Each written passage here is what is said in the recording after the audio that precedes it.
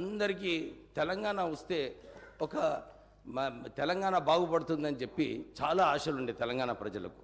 ఈ 10 సంవత్సరాలు ఏదైతే ఈ టీఆర్ఎస్ ప్రభుత్వంలో ఉన్నారో ప్రజలు ఏదైతే అనుకున్నారో, అరే మా బ్రతుకులు బాగవుతాయి, మా భవిష్యత్తు బాగుంటుంది, మాకు ఉద్యోగాలు కల్పిస్తారు, మాకు నీళ్లు ఇస్తారు, నీళ్లు నిధులు నియామకాలు ఏదైతే ఆలోచించారో ఈ 3 అంశాలపైన ఈ 10 సంవత్సరాలలో నిజంగా చెప్పాలంటే చాలా లోపాలు ఉన్నాయి అధ్యక్ష. ఇంతకుముందు రామ్మోహన్ రెడ్డి గారు చెప్పినట్టు నీళ్ళ విషయం నేను తర్వాత తీసుకుంటాను, ఎందుకంటే ఆ కాళేశ్వరం ప్రాజెక్ట్ ఆ పెద్ద ప్రాజెక్ట్ అది, దాని గురించి చాలా వివరాలు ఇచ్చే అవసరం ఉంది. రాష్ట్ర ప్రభుత్వం ఆల్రెడీ రేవంత్ రెడ్డి గారు ఒక నిర్ణయం తీసుకున్నారు, దీనిలో కాళేశ్వరం ప్రాజెక్టులో ఒక ఎంక్వైరీ పెట్టాలి. ఎందుకు ఈ ప్రాజెక్టులో ఏదైతే ప్రాణహిత చేవల్ల గురించి మా నాన్నగారు అప్పుడు వెంకటస్వామి గారు కొట్లాడి ఈ ప్రాజెక్ట్ శాంక్షన్ చేయించారు అప్పుడు.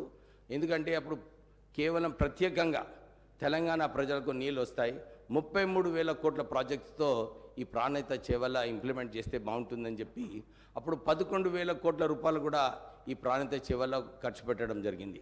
కానీ కొత్త ప్రభుత్వం వచ్చిన తర్వాత గ్రావిటీతో వచ్చే ప్రాజెక్ట్ని తీసుకెళ్ళి కాళేశ్వరంలో పెట్టడము.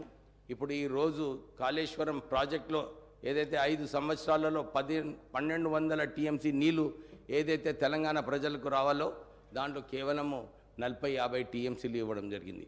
1,00,000 కోట్ల రూపాయలు ఖర్చు పెట్టిన తర్వాత సంవత్సరానికి 10,000 కోట్ల రూపాయలు మిత్తే అధ్యక్ష దానిపైన.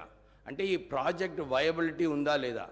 అప్పుడు మాకు చెన్నూరు ప్రాంతంలో, మంతిని ప్రాంతంలో, మంచిర్యాల మా పెద్దపల్లి పార్లమెంట్ నియోజకవర్గంలో ఎప్పుడు కూడా బ్యాక్ వాటర్స్ నీళ్ళు రాకపోయేది. కానీ ఈ బ్యారేజెస్ కట్టిన తర్వాత ఈ బ్యాక్ వాటర్స్ వలన సుమారు 1,00,000 ఎకరాలు మునిగిపోవడము, అక్కడ మంచిర్యాల టౌన్లో ఇల్లులు కూడా మునిగిపోవడం జరిగింది.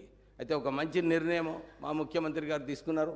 దీంట్లో ఒక ఎంక్వైరీ పెట్టి నిజంగానే ఈ ప్రాజెక్ట్ ఏదైతే అంతకుముందు మహారాష్ట్రతో ఒప్పందం జరిగిందో ఇది నిజంగా రీడిజైన్ చేస్తూ ఇక్కడ మార్చే అవసరం ఉందా లేదా, దీంట్లో ఇన్ని వేల కోట్ల రూపాయలు ఎట్లా ఖర్చు అయినాయి. కాంట్రాక్టర్ అప్పుడు అందరూ కూడా అనుకున్నారు తెలంగాణ కాంట్రాక్టర్స్కి ఈ ప్రాజెక్ట్ లభిస్తుందని, కానీ మనం ఇచ్చింది ఈ కాంట్రాక్ట్ ఆంధ్ర కాంట్రాక్టర్స్కి. వాళ్ళు లాభం పొందారు, వాళ్ళు ధనవంతులు అయ్యారు, కానీ తెలంగాణ కాంట్రాక్టర్స్ ఎవరు కూడా ధనవంతులు కాలేదు. ఈ వీడియో కనుక మీకు నచ్చినట్లయితే లైక్, షేర్ అండ్ సబ్స్క్రైబ్.